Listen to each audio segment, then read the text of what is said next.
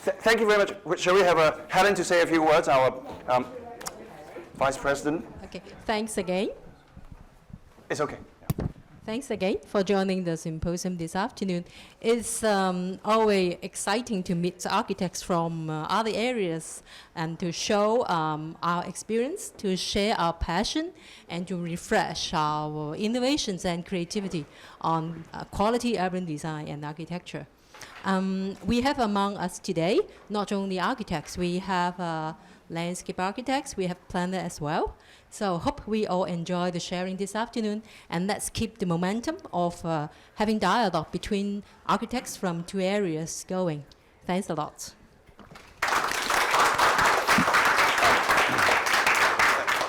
Thank you very much, Helen. And well, as you all know, we've been talking about so many times now. So the theme is beyond territory. So this session, the first session of today, we're very lucky to have brought together AIA, Hong Kong IA, and RIBA together to give us a scene of what it is like to, or what are the topics, what is it like to work as an architect in these places? What is it that makes us tick from three different perspectives?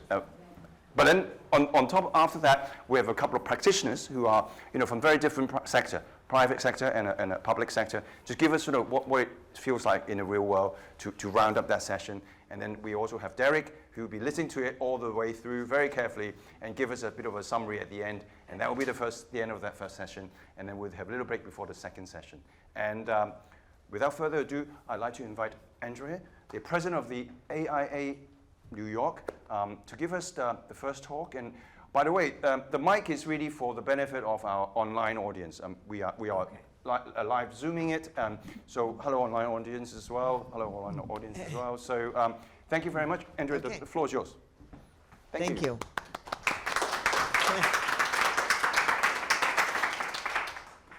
Thank you. Can you hear me? No, you can't. It's all right. It's a bit strange. Yeah, oh, right. I'm Andrea Lamberti, president of AIA New York for 2022. And also a partner at Raphael Vignoli Architects. And so of the, in response to your proposal for the topic of the panel discussion, sorry, I should have pressed all of those. There we go. Okay. I wanted to talk about three projects. As I understood it, we were asked to think about working internationally, what that means to us, and working across territories, across oceans, across boundaries, and how that might have evolved since the pandemic. So in our practice, it's definitely a major shift, but I think for us, there's a very difficult notion that a project could actually be done remotely. The Tokyo International Forum was an open international design competition, and our office won that in around 1990. And it was, and then immediately set up a project office in Tokyo right at the site, and had a team based here in New York that worked essentially in different shifts to align with the time zone, because the time zone difference was exactly 12 hours. So not exactly overlap of the workday, as many of you well know. But the key aspect of making this project happen was relocating our team to Tokyo for about 4 years. So a few people did stay here and support from New York City, but the majority of people did relocate to Tokyo, and it was the only way to really fully develop and coordinate the project locally. And but to be in connection with folks back here, they were, I believe, early pioneers in the use of the dial-up modem, and so that was undoubtedly a fun aspect of the project. And another very important aspect of our practice is collaborating locally. So other than Raphael Vignoli and a few other team leaders. We mostly were engaging Tokyo-based design consultants, and the engineers were based in Tokyo. A lot of other specialists. We had 2 different local architectural firms also part of the team, and we hired a huge number of staff locally in Tokyo. So that was really our and assembled on the site office a model shop, as well as you can see computer workstations, drafting tables. So it was really about, taking a hands-on approach and making it local by simply relocating. That was, of course, about 25 years ago. More recently, about a little over 10 years ago, we were commissioned to develop a space program, master plan, and ultimately design and construction documents for a new university in Abu Dhabi. For this project, it was a similar approach to working internationally, but interesting twist was that the client academic leadership were based right here in New York. In fact, pretty much surrounding this building. You'll see NYU undoubtedly as you walk outside the door tonight and head over to the exhibit. So the first 18 months or so, we were really developing space requirements and some preliminary concepts with through conversations based here in New York. Our office was just within walking distance, and we did a lot of comparisons about the open nature of the campus here in New York and in Washington Square, and New York University leaders wanted to bring that thinking to Abu Dhabi and not put a gate at the door to the campus, for example. They wanted it to be as open as the campus is here. And so then after those 18 months, and then a builder was selected, then came the critical moment where the team moved to Abu Dhabi. And so we again hired internationally, we hired locally, we relocated about 15, 20 people over there, and for the duration of the project, again, we're based really there. We did have a BIM model, but it was something of a simple Rhino that would be coordinated with our model shop here and with the team in Abu Dhabi. And we had some key people going back and forth, but the vast majority of the team was based in Abu Dhabi and coordinating with the builder and newly selected leadership hired to run the university and to start it up over there. And that was also a large project. This one, multiple buildings, almost 30 buildings, many different program elements, from a library and conference center to research labs and performing arts center, as well as classrooms and residences and athletics. And so in Abu Dhabi, there's sort of an interesting consultant network. There were a lot of international firms had set up offices there, and some that had formed there. And so we engaged people that were all local and formed a project office of about over 100 people by the time the engineers were included. So now fast forward to today, we don't really have an international project that was affected by the pandemic, but a museum that we're building, that we've designed and are now building in Texas, is one that, because of the pandemic, we were forced to really do a lot of the coordination that we would normally do face-to-face completely remotely. And so this project is under construction, much smaller than the other two, but I think is the best example of something where we would still want to maintain this very hands-on approach, but we are using all Texas-based consultants, but there is now a live BIM model that is being shared between the two sites, and there's a construction team on site, but all the rest of our team is based here in New York. So, so we are adapting, and stay tuned for that one to finish. So. Thank you very much, Okay. Andrew. Before we pass the mic on, just a couple of questions. Great for sharing your project with us. Particularly for the first two projects, is working abroad, and you set up a site office and so on. Obviously, there's a lot of exchange. For me, I've visited your office in London when they were doing the walkie-talkie building. Oh, right. Yeah. it never actually struck me as a New York office. It struck me as an international office, probably because of the project you've done. Did you, is there any particular thing that you learned that you kind of, has it changed, working on international project, change your practice, as a kind of philosophy of practice? You can see, some of the lessons you've learned and now actually used as a Texas project, which is kind of like here. It's super American, yeah. So I'm just kind of wondering, those projects, did you take anything home? Is there something that kind of in your DNA that's kind of changed from kind of having these exposures? Oh yeah, I mean, I think in general, because our founder immigrated from South America, and so many of the leaders and staff have all spent a lot of time overseas, if they didn't also come from overseas originally as well.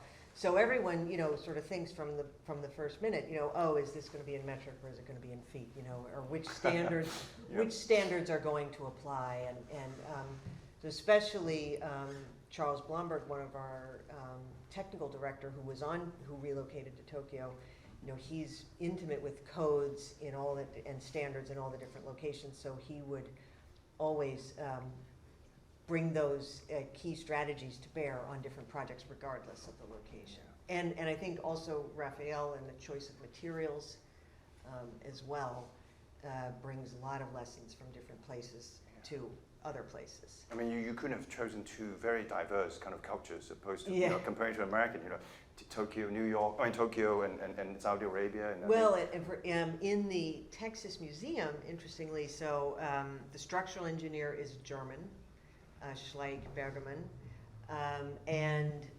but that's the exception really to the consultant team being otherwise from Texas. The builder is also from Texas. However, for example, when the enclosure when we needed some options, we have engaged with suppliers from all over the world. So South America, Asia, Europe. So.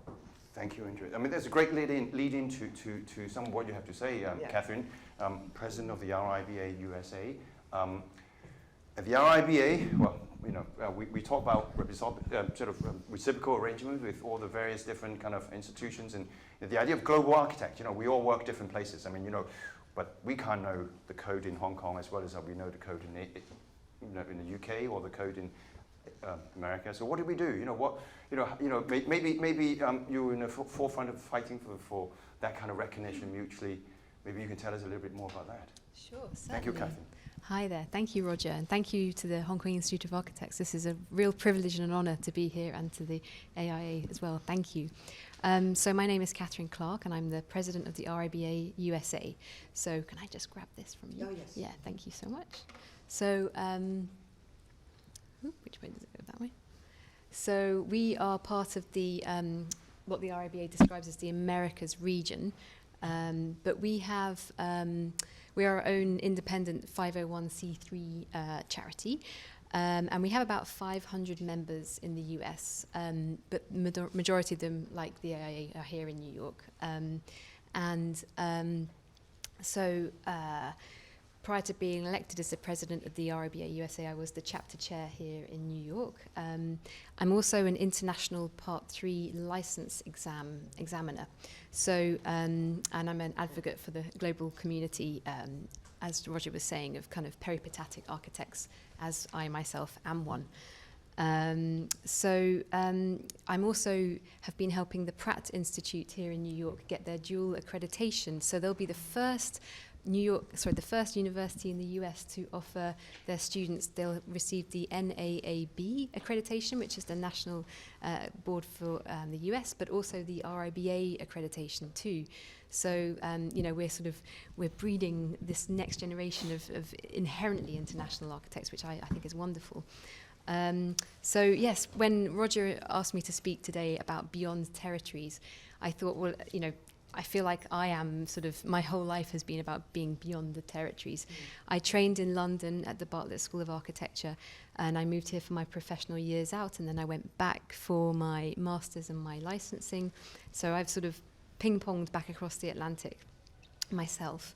And as a student architect, I helped catalogue the drawings collection the RIBA. So this beautiful image is part of the drawings collection, and the images I'm going to show you are, they have and it's all available online now actually, and it's not just images from New York, but also from all around the world. So it's worth tapping into.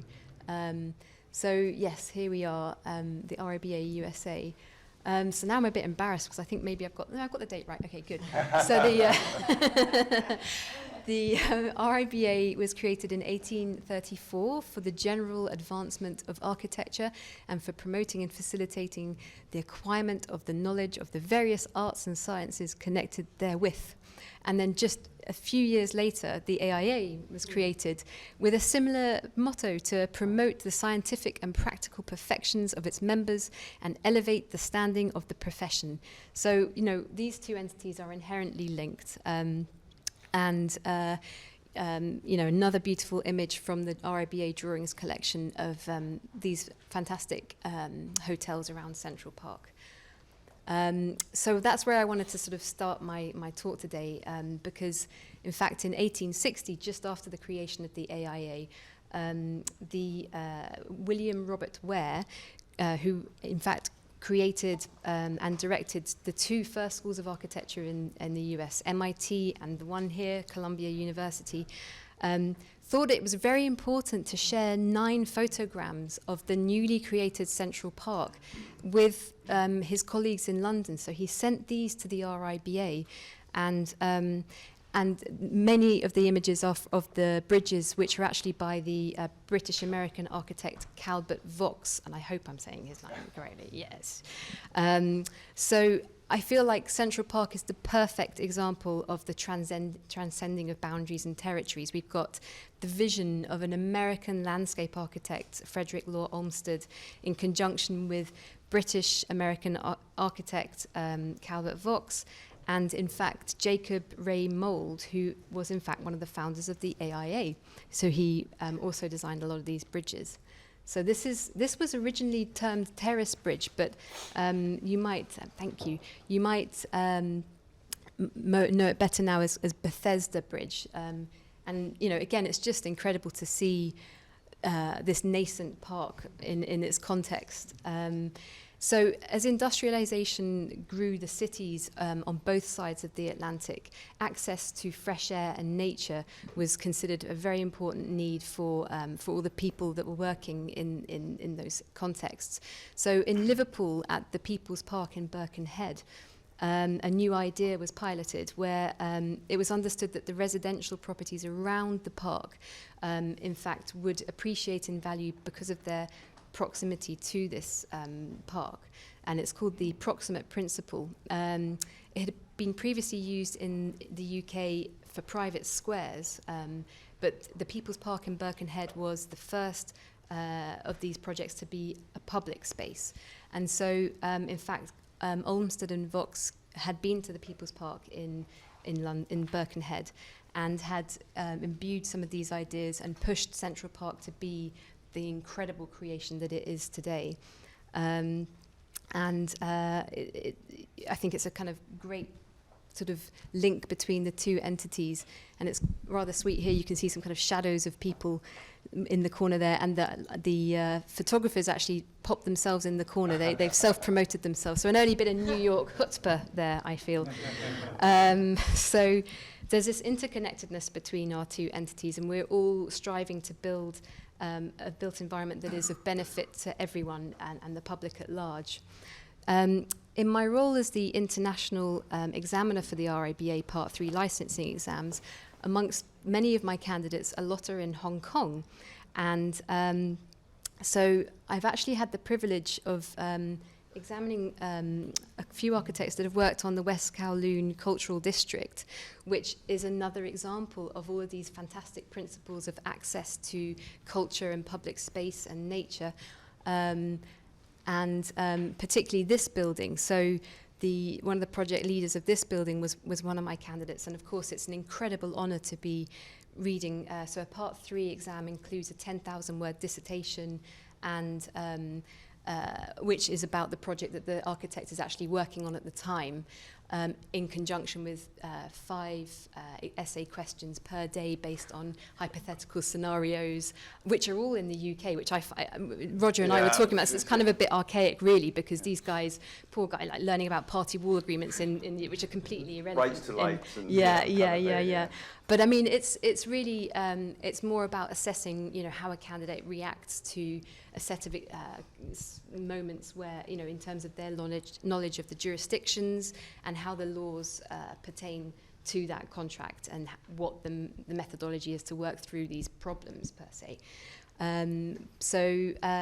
It was incredible to learn more about this amazing building, which in itself was the architects, of course, Herzog and de Meuron, were chosen by an international team of architects, including someone from MoMA, someone from Harvard, and someone from my School of Architecture in London. So there's just this inherent kind of international cross-boundary experience that is happening in all of our kind of great cultural buildings.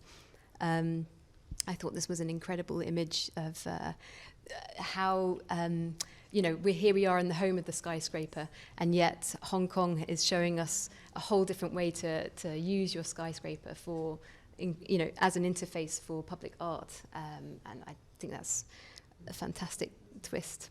So here we are, the RIBA. So what I've been working on, as I say, is helping licensing in Hong Kong, and I actually did set up the Part 3 exam here in New York as well. And the, helping schools of architecture get dual accredited. And the other thing I've been working on is reinstating the mutual recognition agreement between the UK and the US. So what that means is that very soon, in due course, it's been since 2016, the UK decided to leave the EU, which was a decision that was made that many people have had a hard time grappling with. But we, myself and Phil Alsop, who is the former past president of the RIBA USA, who's over there, and the board member from the New England, we flew to New York and we spoke to the members of the RIBA and said, look, this is a great opportunity to get this whole kind of combination of things going again, where we can have an exchange between the UK and the US. So it's taken us about 6 years, and things are finally happening, yes, because it's complicated, right? We have the National Council of Architects Registration Board in the US, which is its own non-profit entity, which represents each of the architectural boards of each state. And then on our side, we have the Architects Registration Board, which is a sort of government offshoot, which keeps the register of architects in the UK. And then there's me pushing from New York. And we're doing well. We're nearly there. The ARB has ratified the latest agreement. NCARB are also ratifying it. We've got one more bit of legislation to change in the UK, which we're hoping. Things have got a bit complicated with legislation in the UK in the last few months. So it's slowed down a little bit, but it looks like it will be happening by the end of the year, so that in the new year we can have a signatory event, and this really fantastic opportunity will be available again to architects on both sides of the Atlantic. And I think we need to start now with a dialogue with Hong Kong, and sort of we have future council members exactly here. So, maybe they won't be here for is your term for 6 years? Actually, the negotiation is ongoing, and I think it's optimistic to have some positive results. Fantastic. Yeah, because you see, I mean, my end goal with all this is that we have this amazing collective knowledge, international inherently, but if we can share it with ease across borders beyond territories, then, the world can only, it's for the benefit of everyone. And I just thought this was a lovely way to finish, basically. So this is a project by Benetti Kozersky Architects, and Dominic Kozersky is a British-trained architect. The office is on Lafayette here in New York. This is in Chelsea, but Dominic was one of the first candidates to sit his Part 3 exam in Hong Kong. bizarrely enough. So it's a kind of, we are all peripatetic, which I love saying that one. It took me a long time to learn how to say this word. In fact, I learnt it for a book that I was published in by Bespoke Architects. And basically just, we're moving around, we're global movers. And thank you so much for your time today. Thank you very much, Catherine.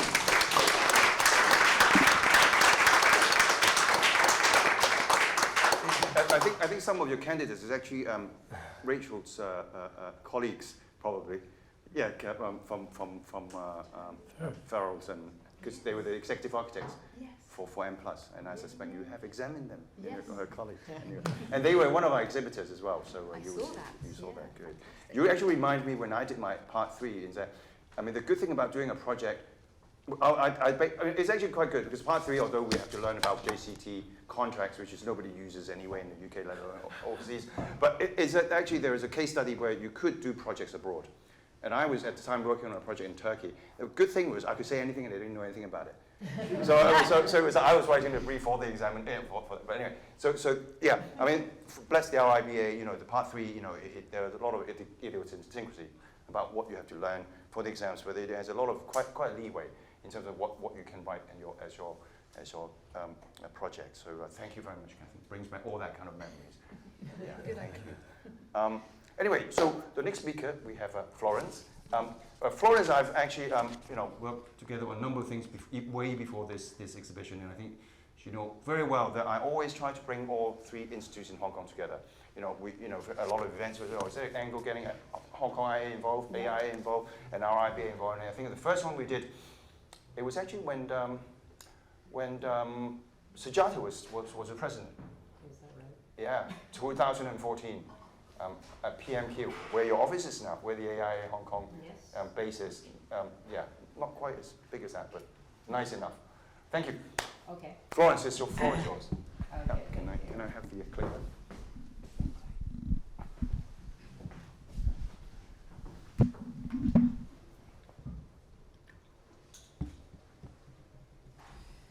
Which one? Which one? To the right. Yeah.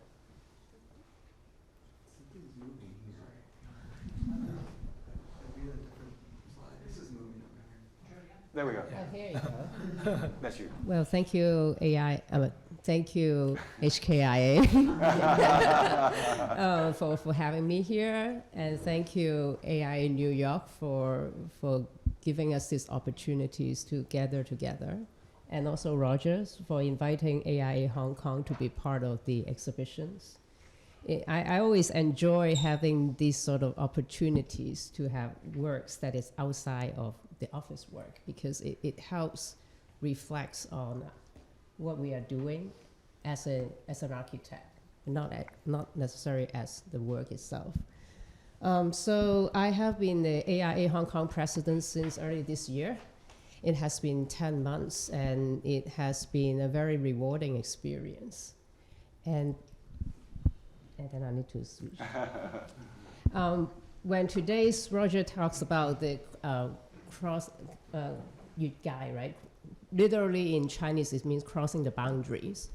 And I was thinking to myself, like the agenda that I set up for AIA Hong Kong a year ago, which is about connecting peoples.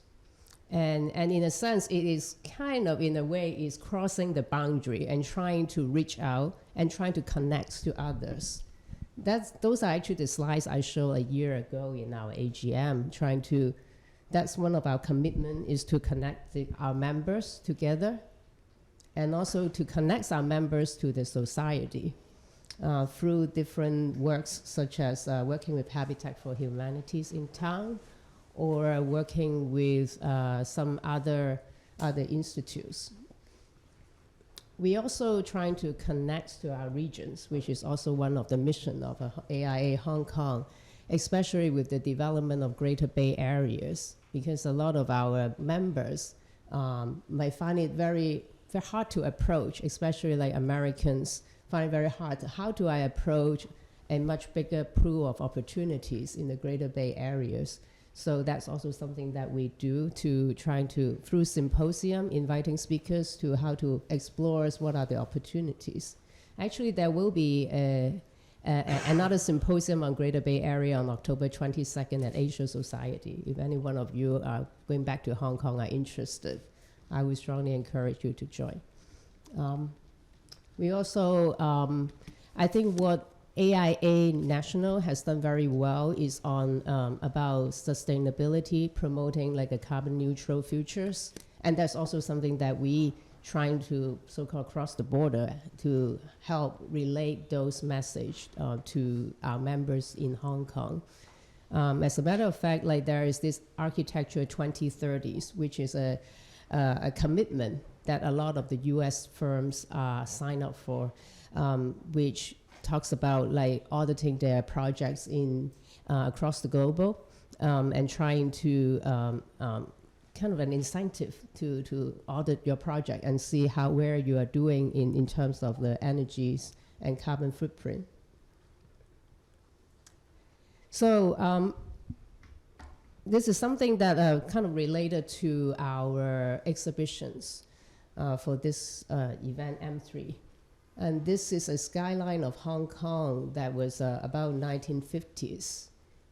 And if you look at that, most of these buildings are no longer here. But if you look at it, it's actually, most of these major buildings are done by British architects. And when you say British architects, they are British architects that are already having offices in Hong Kong, such as the P&T or the Lee and Orange. But nonetheless, yeah, you can consider them as like the presence of British architects in Hong Kong in the early part of the colonial time, right? So going back to another 50 years later, and looking at the skyline of Hong Kong. So there are still like some of this like by British architects. Again, those are local firms that are in Hong Kong with a British history. But also what you are seeing is in the past 40 years, the American architects' presence in the Hong Kong skyline are quite significant. From the left, you have the Bank of China by Peikoff Reed. And then next to it, there is the Cheung Kong Center by Pelly. And then right in front of this, that is the SOM building. And then, of course, IFC also by Pelly, the two IFC. So you'll start seeing that the American architects are getting more active in the past 40 years. I was looking at some of the history. I do think that probably one of the first major commissions that the US practice has taken place across the border in Hong Kong is probably the first generation of New World Center, which was done in the 70s by SOM. But of course, like that building has been demolished and replaced with a KPF building, Victoria. Of course. So that's what you're seeing. Even on the Kowloon side, the major skyline, you notice the ICC and also the Victoria Dock side. Yeah, of course, there's other, like just now it was the Swiss architect for the M+.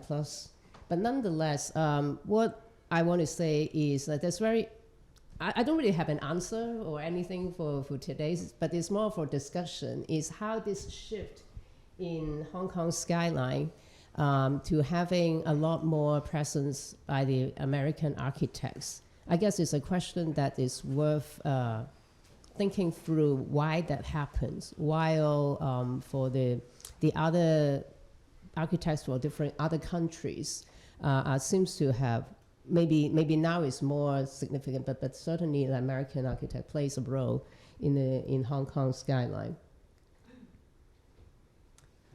So one possibility that is really for open discussion is how a lot of these buildings, what we call it like a major landmark in the cities, are really skyscrapers. And if you think about it, skyscraper really begins in the US. So this example is, I think in New York, right? And then, of course, Chicago has the history of having a lot of skyscraper and office buildings. And so I think that's possibly maybe one reason why when the Hong Kong developers are developing towers, they are looking into like the US for reference or for architects. But of course now I think the kind of the playground is kind of even out. I mean, it's not just American architects, but it's really globally, everyone is getting almost equal amount of knowledge and resources. I guess there's a question as to where American architects goes in the next 20 or 30 years. What they play in Hong Kong, I think that's something to look into. And of course, like, I hope those who are coming from Hong Kong have a chance to visit like Empire State Building, which is still one of my favorite skyscraper in town. And another is I was also thinking whether it was the structure of the practice. Consider that how, as what I understand, there's a lot of like very small practice in UK. UK market has been dominated by majority like small to mid-sized firms, compared to like this is what I got out this morning from a AIA 2020 firm survey reports, which mentions about like those firms that with 50 people or more take over about half of the employment in the private practice. So what I think is there's certainly like a big corporate culture, big firms. And if you think about it, like these bigger office, so they usually works in the multiple offices. The ability to be able to communicate and work across different offices, even within the states, may be a very common thing. And so once you think about even crossing the boundary to like Hong Kong or China or others, maybe they do have an advantage in the way that the firms are being structured.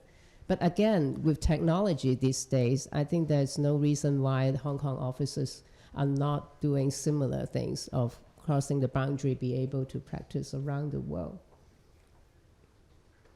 So lastly, I want to force you guys to look at our video, because I know that there's so many exciting exhibits in the hall, but I do want to thank our member, Ivan, who comes up with this idea. Ivan, you have to say hi to everyone.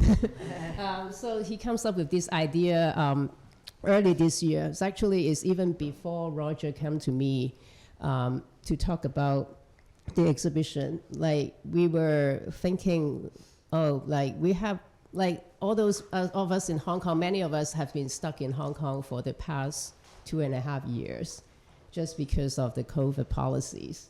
So we were thinking, oh, how about like bring up some of these like Americans architects' works that are in Hong Kong. Some of them like we walk by every day, but without even noticing that it was by American architects. Not to mention, this year is also the 25th anniversary of AIA Hong Kong. We are like one of the first international chapters that was being formed outside of the United States. So it is a time to celebrate like what American architects have done in Hong Kong. And that's why Ivan came up with, he was looking around in the city, coming up with a list of buildings and then prepared like a post on the Instagram every Friday for 3 months, just trying to invite people to shares. And I think that's also another thing which kind of respond to what Roger, you were talking about the cross boundary is through this social media sharing, we were able to get acquainted with like other consultants, other clients, other developers or contractors to comment on the post and share their experience with us. And after the request come in about the exhibition, we were like, okay, maybe we could make a video and take our audience through a walk of Hong Kong with all these buildings that are done by American architects. Oops. how do I get play a video? They will do it. Okay, thanks.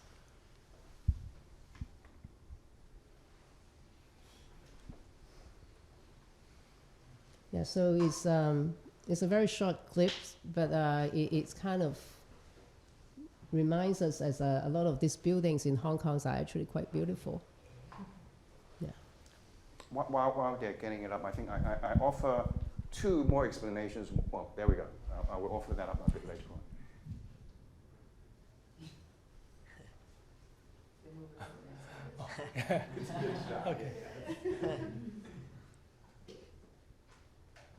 Okay.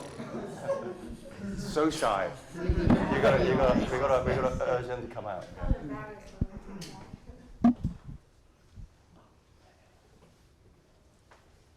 Okay. It has a voice, not a voice, a soundtrack. Yeah. No? No sound? I'd have to move you guys. Actually, this video is actually also on the exhibit, is that right? Yes. We will turn the sound up in the exhibition hall, and then you can all listen to it when you get back. Right? No, it's great. I mean, I saw that and I thought it's really you. I don't think about it like that. But which way? Whether it's American or British, but then now that you mentioned it, every time I look at the skyline, I will see flags at the top.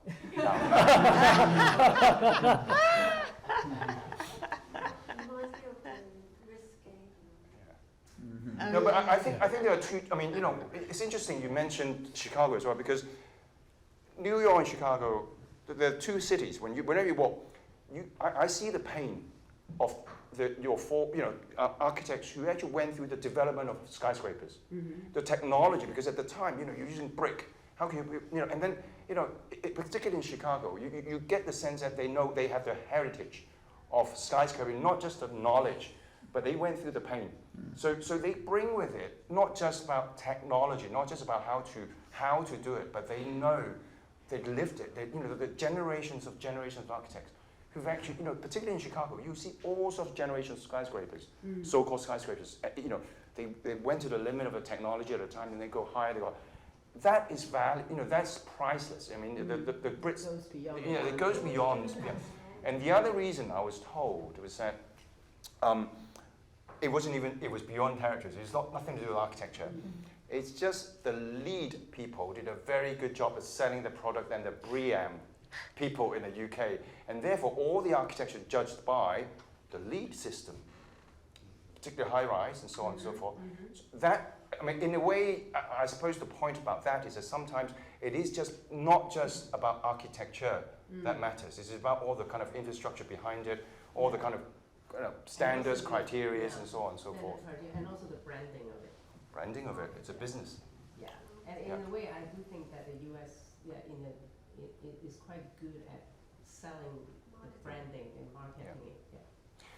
When we go back to Hong Kong, the exhibition will be there with the Asia Society Hong Kong, designed by Todd Williams. So, come to Hong Kong in December.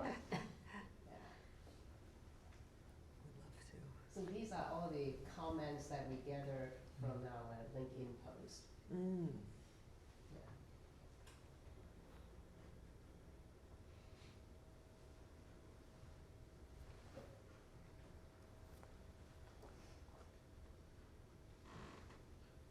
This only shows a couple of the projects and not the full story. So please check out our LinkedIn site.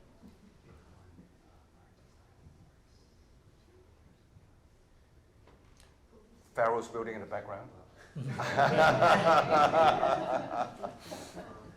Yeah, the flag's just flagged up again.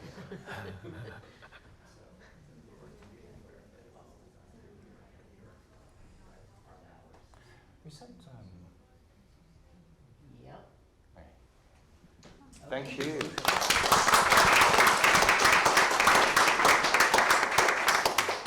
So we've got 2 more speakers. First of all, the next speaker we have is Max. Max will give us a bit more real example, because I think we talked about one of the things that in Hong Kong is it's for many years housing is an issue that we've been grappling on and will continue to do so. And Max is from the Housing Authority. He's going to explain to us using one of the examples that you of housing estate, as well as then move on to tell us about the looking a bit forward, making look about in the future technology innovation, how we're going to tackle some of the issues that we have to work with in Hong Kong about on housing. Thank you, Roger. Hello, everybody. And I'm Max Wong from the Hong Kong Housing Authority. Thank you for Hong Kong's invitation for me to share more about our works. Let me first introduce our organization. The Hong Kong Housing Authority was established in 1973. We are responsible for building affordable housing for people and families in need. Right now, we have more than 850 flats in 180 housing estates. We have more than 2 million people living in our public rental developments. So for the theme of this exhibition, Beyond Territories, I think the roles of the Hong Kong Housing Authority somehow also exhibits certain characters of Beyond Territories. We have the role of, we are the policymaker, we are the developer, we are also the designer, project manager, and facility manager. To play these roles well, we have to uphold to the core values of the Housing Authority, that is customer focus, creative, care, and creative. Let me take you to a newly completed estate, Hoi Tat Estate.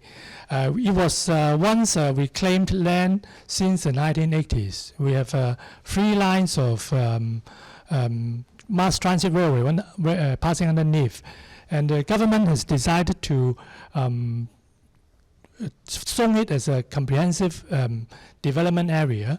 So after taking up the site, the Housing Authority has coordinated with different government departments to plan for the urban design as well as the facilities to be provided here. Now it has been turned into a vibrant community of population more than 9,000 people. Before starting this large-scale development, we have conducted a series of community engagement workshops to hear the views of the neighborhood and the community. We think that is very important because it lays the foundations for our to pursue further and to develop this project. At later stage, we also engage the local communities and such as the schools to create community artwork to cultivate a sense of belonging for the community. We always do our projects in a site-specific manner, and that's why we, since 2004, all our projects, we will conduct microclimate studies to cover different aspects, such as wind availability, natural ventilation, daylighting, thermal comfort, etc. In the planning, we have reserved the wind corridors to ensure the wind permeability, and we also want to ensure that our development can achieve human comfort as well as energy saving. So convenience is a major part of the well-being of the community. In the early planning stage, we've coordinated with relevant parties for connection of this site with the existing community, including the public transportation hub. And also in our development, we provide different education facilities, shops, restaurants, market, and we even accept entrustment from other government departments to build community facilities. We promote green living by in our planning and design. More than 50% of the sites is having green coverage in different forms, including covered walkways, at grade planting, vertical greening, as well as green roofs. Recently, we used a zero irrigation system by adopting precast water storage tanks underneath the planters, so that it can store rainwaters during rain seasons, and in dry seasons, the water storage tank can irrigate the plants by capillary action. It greatly enhances the water saving and to minimize water usage. We fully understand that our public rental flats are very small, so we will build more external areas to create spaces for our residents to enjoy, to interact with each other, and also they can have some leisure enjoyment. So we provide intergenerational play and fitness area. We provide a community farm, and also we provision a soccer pitch affected by this development, so that the community can continue to enjoy it. And we use the slum concrete, the unused concrete after slum tests, and recycle it into sitting benches, so that we create a lot of pocket spaces for residents to enjoy. We do the community arts in form of wall painting, photo taking, because it's easy for residents to participate, and also sculpture to foster a sense of community and belongings to them. Energy saving, we provide grid-connected PV panels, and we also use a two-level lighting control system because not everyone needs to fully light the corridor, so it enables the residents to turn off all the lighting only when necessary. And we also provide a smart meter monitoring system and install display panels in the lift lobbies, so that the residents can be fully aware of their town gas, electricity, and water usage. This is to promote a sense of energy saving. Electric vehicle is getting more and more popular in Hong Kong, and we won't have any more new license for petrol vehicles after 2035.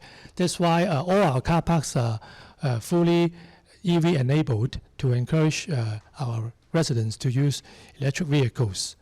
And for lift system, because lift, according to our survey, energy consumption, lifts dedicate to the second highest energy consumption. That's why we use the permanent magnet synchronized motors and regenerative power for lift system. And when the lift moves, it also generates part of the electricity for their own consumption. That saves a lot the energy usage. In the detailed design of our projects, we will conduct carbon emission estimation and covering different stages, including demolition, foundation, buildings, material use, and building services. And for the positive one, we also measure the tree planting and regenerative energy. So with our different energy saving measures, we managed to keep the energy consumption of our communal service per flat to 30% lower than the benchmark. In this project, we built a leisure and cultural complex, not only for our residents but also for the community.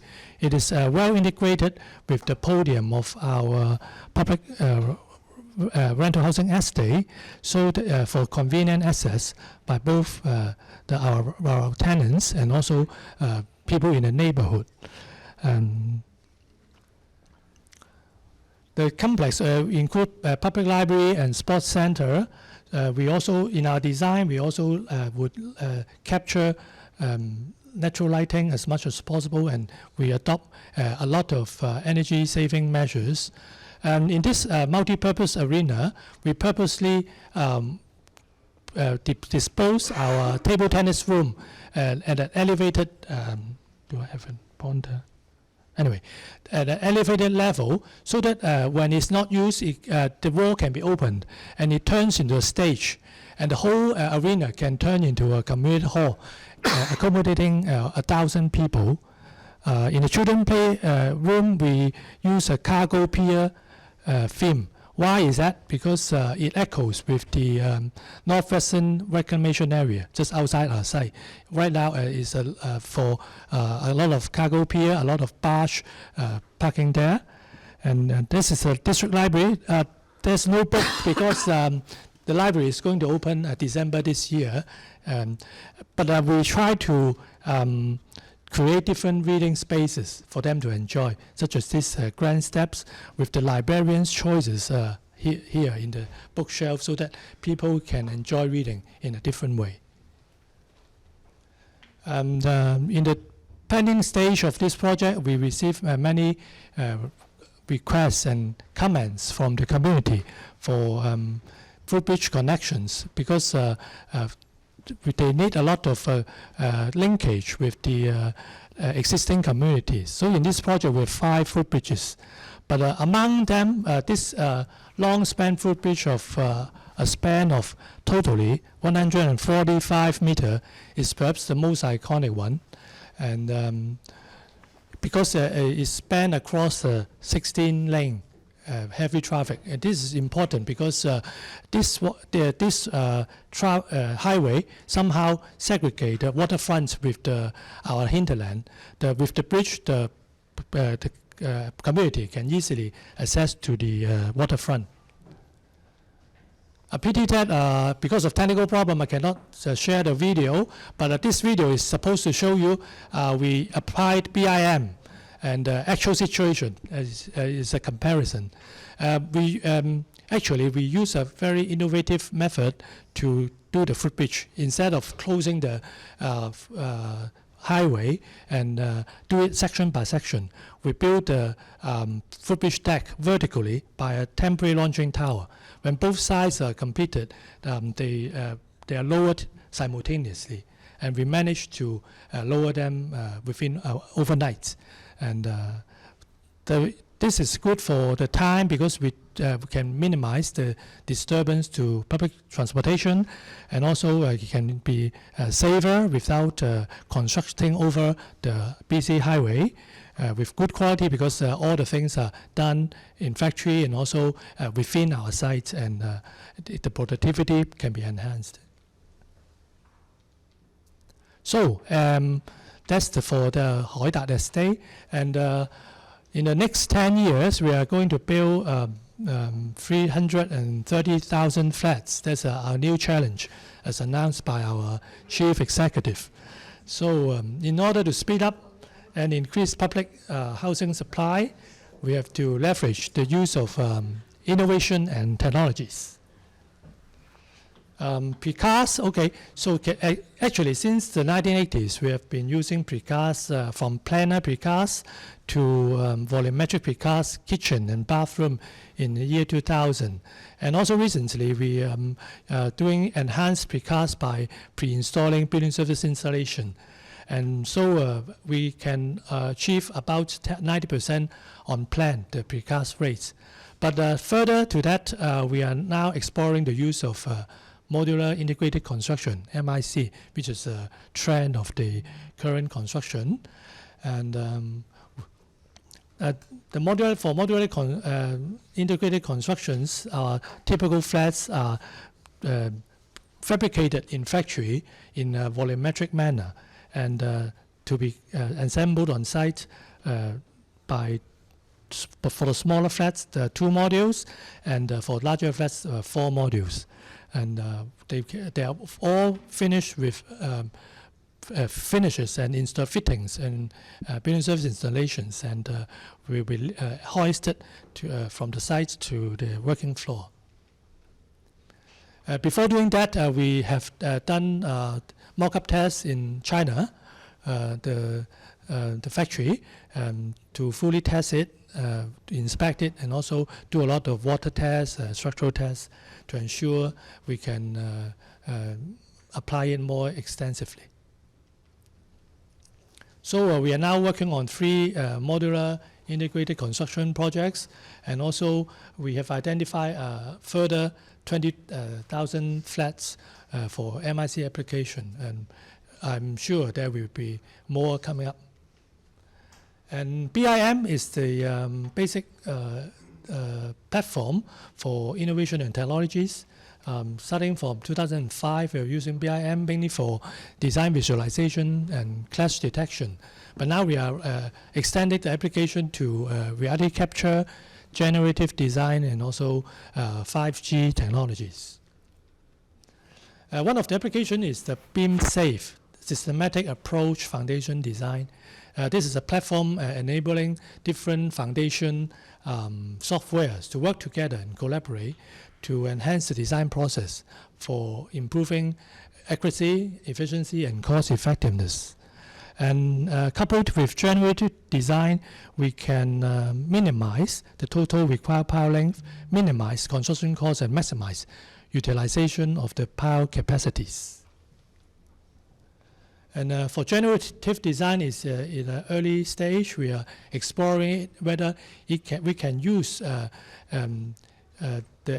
generative design, AI, in our design process. We are trying to do it with our modular flats, with our setup conditions of area, lighting, ventilation requirements, corridor width, etc. We are also trying to do the paving, and with the different paving design and orientation, how to minimize tile cutting and save materials. And also trellis design, how to maximize the use of modular units and signage design, etc. We also applied the photo sensing technology in our site inspection works. This gentleman is using a backpack laser scanner with panoramic scanning, who is able to scan working floor of about 25 flats in 30 minutes, and immediately can build a cloud model so that when you get back to the office, you can still see what has been built and what is being built on site. Let's see an example.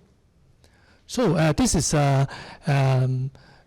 housing estate development in Hong Kong Island. We have scanned the whole site.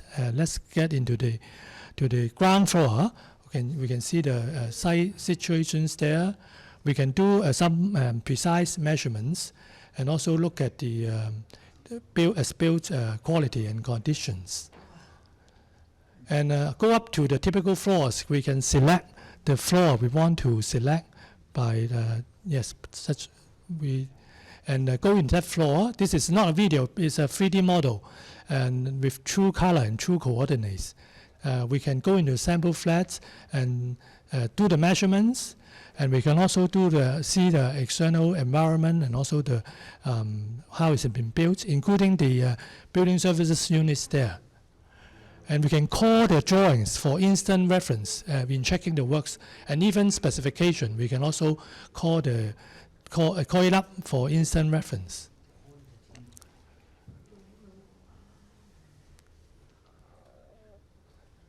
We have used small unmanned aircraft, SUA, in the external wall defects inspection, which is quite impossible previously by our site staff. But with this SUA, it's made possible.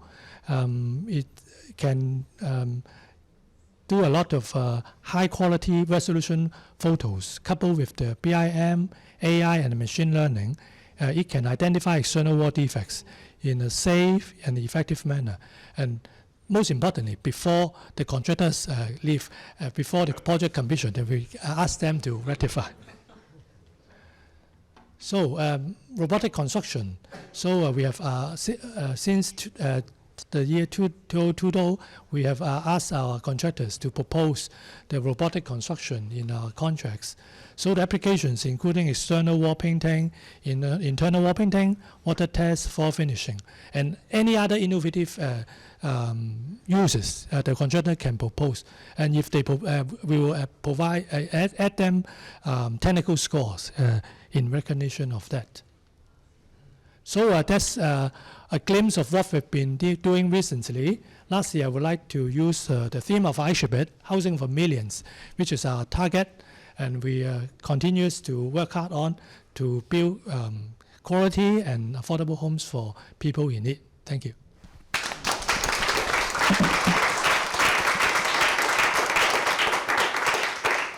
Thank you, Max. It's fantastic to end that with that slide, because for those who haven't seen, it's interesting because it kind of charts all the estate that you've built, and there's all the information inside and so on and so forth. And little that we know, the kind of amount of work you've guys done behind it, it's great. It just complements the exhibit with the talk you've just given, and also the technology that you're actually currently using and you'll be using in the future. So thank you very much for Max. So on to our last speaker, our new friend here, Peter, and we welcome you. And I understand you've been in practice here in New York for quite some time, so 10 years, 12 years. Yes. And you are going to talk to us about what it's like working here. And I think it's to do with sort of residential market too. Yeah, that's right. So it's from a public sector now to a private sector, from Hong Kong now to US. So thank you, Peter. Thank you. Well, let's hear. Yes. Thank you very much. My name is Peter Miller. I'm the founding partner of Palette Architecture. Our work is quite a bit different, I think, than some of the others that we've seen here today. We are a small firm and we do small practices, but I still think the theme of across territories really applies, particularly because we've all been through similar experiences in the last 2 years and the changing technology. We all live in the same era, and so there are some things that we have in common. And I hope that when we share some of our work here, you'll see that there's things in common between New York and Hong Kong. You'll have to excuse me, I'm going to use a script today because I have a number of points that I want to make sure that I hit. But I'm going to be largely talking about, I think, the sub-theme of the Beyond Territories exhibit, which is like making, made, because that's a really important thing for us at Palette Architecture. We're very much about making. Yes, right. So making for us is a process of transforming what's currently in our world into a desirable future. And this future is filled with aspirations, but it's also connected to the past. So at Palette, we strive to design humane spaces, and our highest priority is the people who use them. We're interested in understanding how the people who use our buildings, what is their rituals, and what are their aspirations, and how does the contemporary social forces shape their daily experiences. So making requires an idea about what we want the future to be. It's understanding how people are changing and driving that change towards our highest aspirations. In our practice, that means focusing on residential experience. How are urban multifamily residential projects supporting or restricting our aspirations? The intensity of the last few years has revealed some unique human conditions. In the last decade, our homes have absorbed a variety of new functions, from work at home to new forms of entertainment to a lifestyle based on delivery and layering of virtual activities. We've seen a rapid shift in how people use our residential buildings and their lifestyle aspirations. Some changes come from accelerating existing movements in technology and privacy, while others represent a break from earlier ideas and habits. We see trends like digitalization, telepresence, and the ubiquity of the internet creating a wedge between program and architecture. When we can accomplish all of our necessary activities anywhere, architectural variety will become a new form of flexibility. We want to spend more time at home, and it needs to cater to more types of moods and activities. Because we've all spent increasing time at home, we know that we're prioritizing new things. People are prioritizing space arrangement over affordability and even location in New York. And now I'm going to show 3 examples of trends that we see that are altering the ways that we make space. So the first one is about private exterior space. It's no longer a nice thing to have. It's almost a requirement. Sales of apartments with terraces in New York increased by 42% in 2021. Everyone wants to be outside. People are spending more time at home, and they're feeling the primal desire to be outside and amongst nature.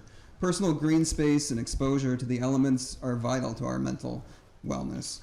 And as digital technologies advance, we're free to be beyond those physical constraints of the interior. People are working, they're living, they're playing, and they're doing it all outside. We're seeing room-sized exterior spaces becoming elemental to the contemporary living. At a fraction of the cost of interior space, outdoor rooms are allowing residents to expand the range of their possible activities. And green elements are contributing to the home's interior palette, and with minimal maintenance.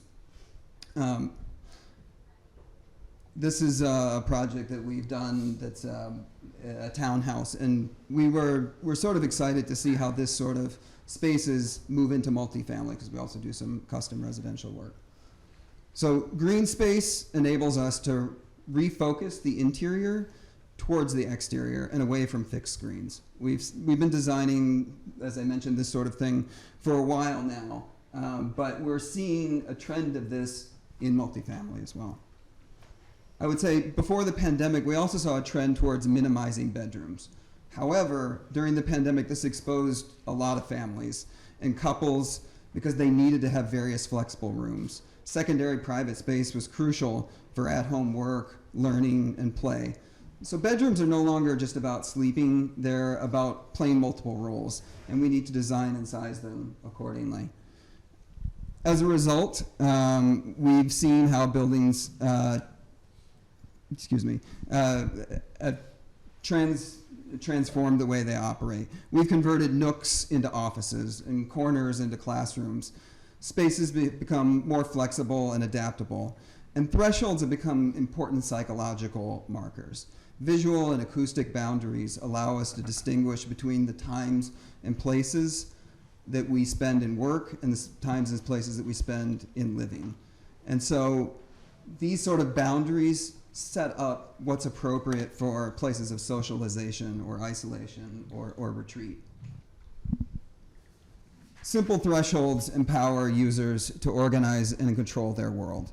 Secondary spaces can be much more than sleeping areas. They can double the utility of an apartment. Multiple rooms of ample size and adaptability are vital for urban families. Simple boundaries like this divider can transform what's a bedroom beyond into an office with daylighting and then back to a bedroom at night. Before the pandemic, so the third trend I want to talk about is shared amenities. Before the pandemic, we were seeing a trend towards maximizing social spaces and shared amenities. We were working on several co-living projects that featured highly programmed activities that were very specific to this sort of activity. However, as social distancing increased, programming became completely unpredictable. And so we had to transform a lot of these places. Program-specific spaces became whatever was most architecturally appropriate to them. So large storage spaces transformed into gyms, lounges sometimes turned into home offices. We even saw rooftops turn into yoga studios. And through this process, we saw how users were gaining agency over their environments. And we observed how the architectural quality of the space was supporting their needs.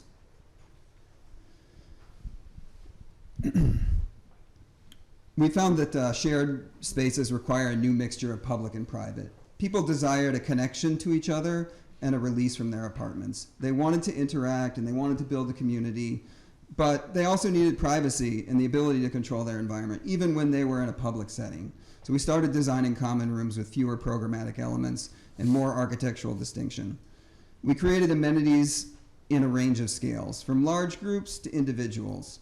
There are sometimes amenities that just have an occupancy of one. We considered new ways to work outside of the office and architectural implications of the webcam. Now I'm going to show two projects that we're wrapping up right now that sort of put together these trends that I'm talking about. So this first project was constructed during the pandemic. The second one was built, will be built soon, and was designed after the pandemic. In this first case, this is a 333 unit building in Midtown, and it was a renovation. It was built 20 years ago and then renovated 10 years ago, and now we're finalizing a third renovation in just 2 decades.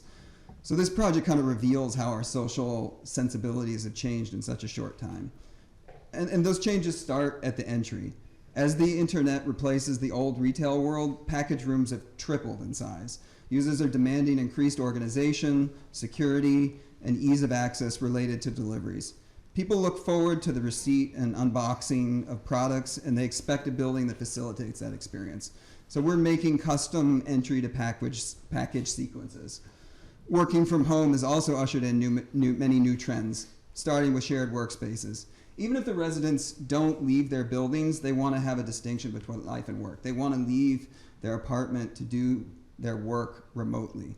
So we're seeing this sense of wanting a collective experience even inside of their residential buildings. And we're building a variety of custom work from home pods that visually connect to other shared amenities, lounges, dining areas, and conference rooms. Many of these amenities were relocated in this project to the prime floor because this is now a major experience for the people living in this building, and they've been integrated with exterior spaces to create a distinctly different experience than what they're getting inside of their apartment. We've also added a variety of activity-specific workplaces, such as teleconference rooms, sound studios. All of these things have been in very high demand. People are making online videos and online music, and they want to do it inside of their apartment building. Since people are commuting less, they're finding it challenging to integrate daily routines that they need to do outside of the house, like going to the gym, participating in social activities. Now this is all completely within the domestic realm.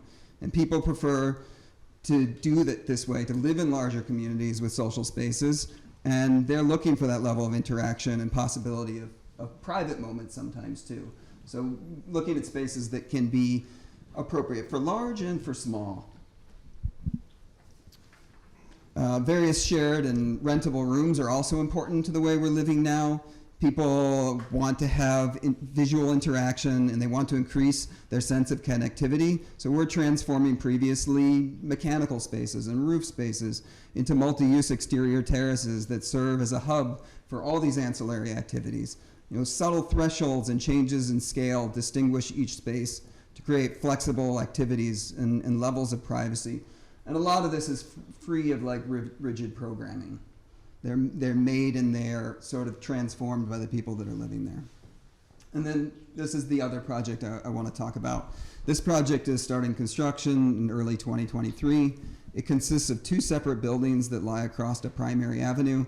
We designed the bulk of the building to have a regular box-like structure, something that is calm and quiet and fits with the context of the neighborhood, but can break down into smaller volumes so that it doesn't sort of overwhelm the other smaller buildings in the neighborhood. At the same time, we wanted a separate volume containing a maximum number of outdoor terraces spread evenly across the facade to connect to multiple units. As a result, we established a 2-part language with a regular box-like structure anchoring the corners that is sort of the gray here. We're calling that the edifice, and a very stepped, lifted, and terraced volume that we call the terrace. The terrace utilizes a 2-floor stepped scheme in the north-south direction and a 1-floor step scheme in the east to west. This pattern gives us the ability to have each exterior room be private and allows more interior rooms to face upon this green space. And the sequence of step terraces maintains a controllable connection with the neighbors, so you're not ever looking into the neighbor's apartment or they're looking into your green space, that sort of thing. And it maximizes daylight. The exterior room extends each interior room's perceived depth and provides multiple connections to green space.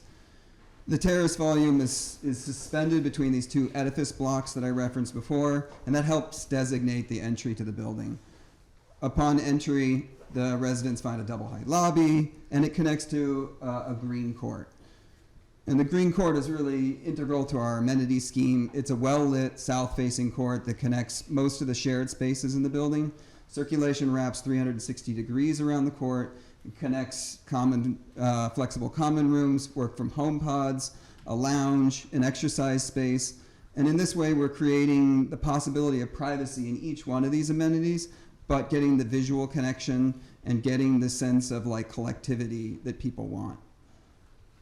The green court links to 2 separate rooftop spaces with greenery on the upper levels. Small cabana structures provide controlled levels of privacy while remaining related to more expansive rooftop social areas.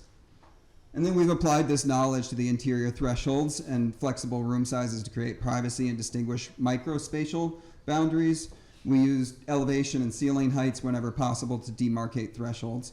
Even spaces under the stair become useful, sort of definable microspaces. And residents can then define the way they want to work and exercise control over these boundaries, and they can set up limitations of this is the place for work and this is the place for life. Similarly, we try to make space that empowers people who use our buildings by designing flexible, distinct spaces with definable boundaries. We're creating an armature for residents to sort of set and place and form their own life that they aspire to. That's it. Thank you.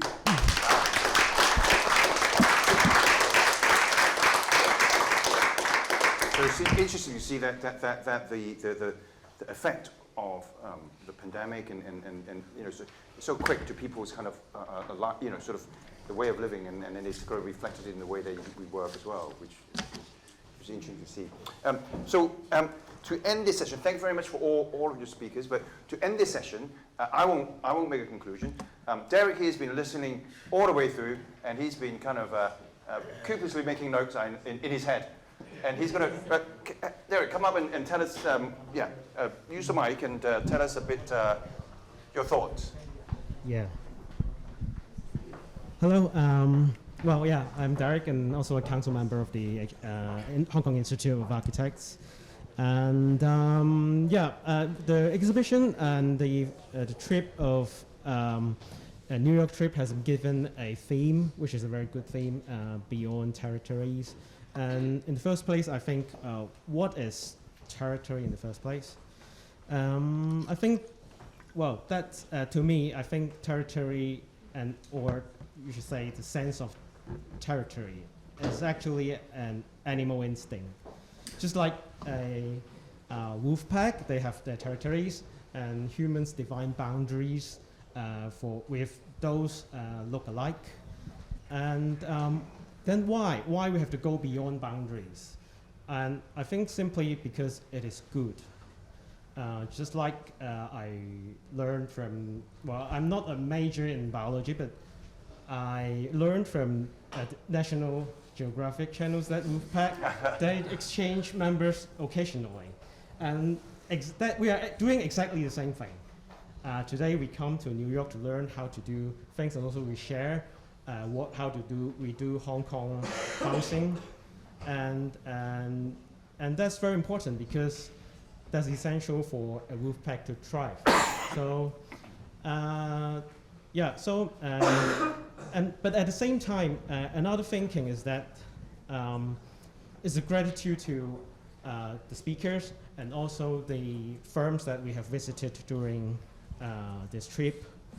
Because in the Wolfpack, we are in the same team, but at the same time, the architects are competitors as well. But in this background, we are also willing to share our ideas and how we do things. Then I think we really have to give a big thank you to those who share ideas with the rest of the floor today.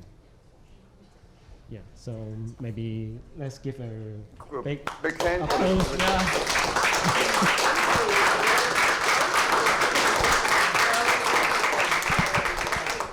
I'm sure there's a lot more sharing to be done. I mean, I think there's a lot of questions you want to exchange. Now, let's do it over drinks after the session in the exhibition hall from 7:30 onwards. Now, we have about 5 minutes break now before the second session of the symposium. So go and grab a drink or go and stretch your legs and so on. We reconvene here in 5 minutes for the second session. Thank you very much.